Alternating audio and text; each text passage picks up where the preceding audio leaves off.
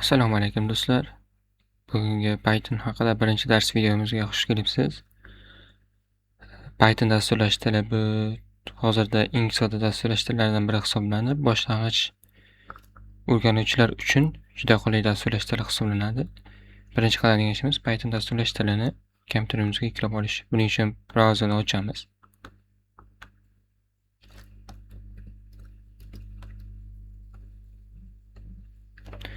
Va bu yerga python.org deb yozamiz.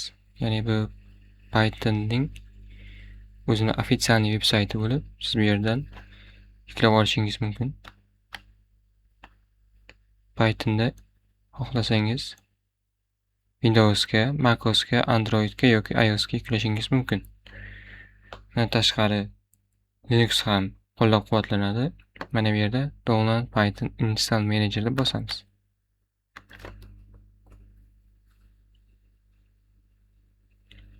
Fayl yuklab olindi, endi uni ochamiz. Menda Python o'rnatilgani sababli bu yerda reinstall Python turibdi. Agar sizda o'rnatilmagan bo'lsa, install so'zi turgan bo'lishi kerak. Va Pythonni qaytadan o'rnatamiz.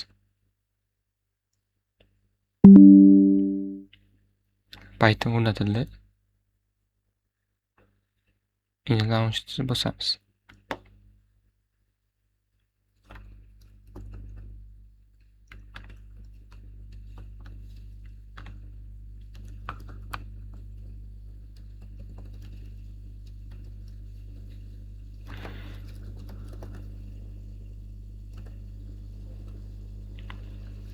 Ko'rib turganingizdek Python o'rnatildi. Endi bunda kodni tekshirib ko'ramiz. Misol uchun print.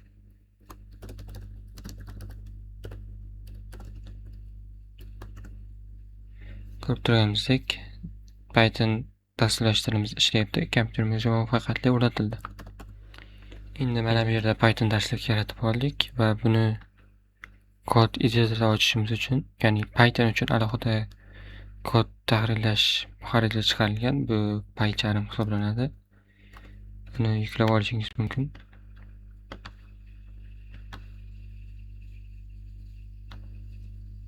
Mana bu yerda Windowsga va boshqa qurilmalarga ham yuklashingiz mumkin.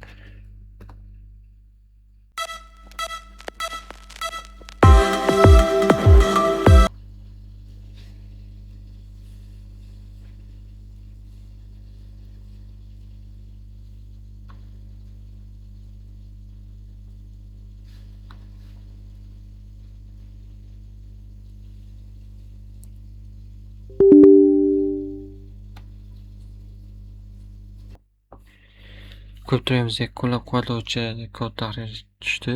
Endi biz uni o'rnatishimiz qoldi. Bu yerda next bosamiz va next bosamiz.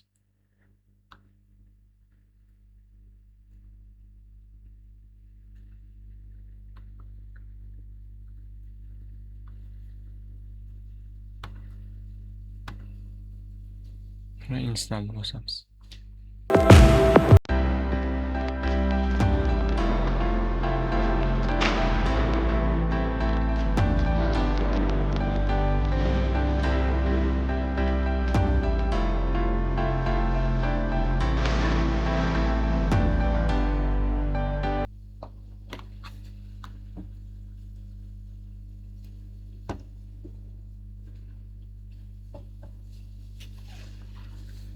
Mana ko'rib turganingizdek PyCharm o'rnatildi. Endi run deb bosamiz va finish deb bosamiz.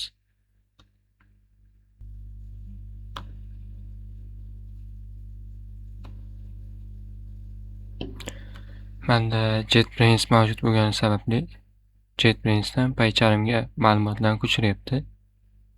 Agar sizlarda Visual Studio yoki JetBrains bo'lmasa, bu joyni sizlarda o'tkazib yuboradi.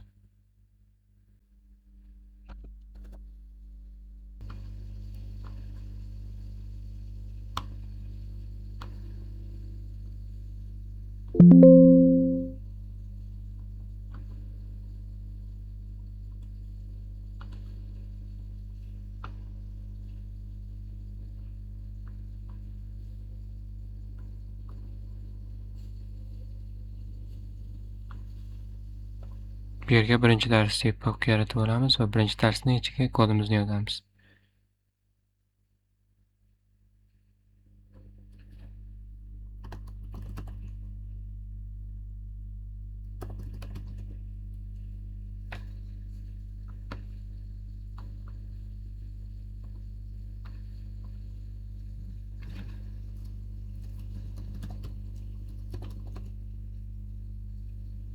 Va bu yerga print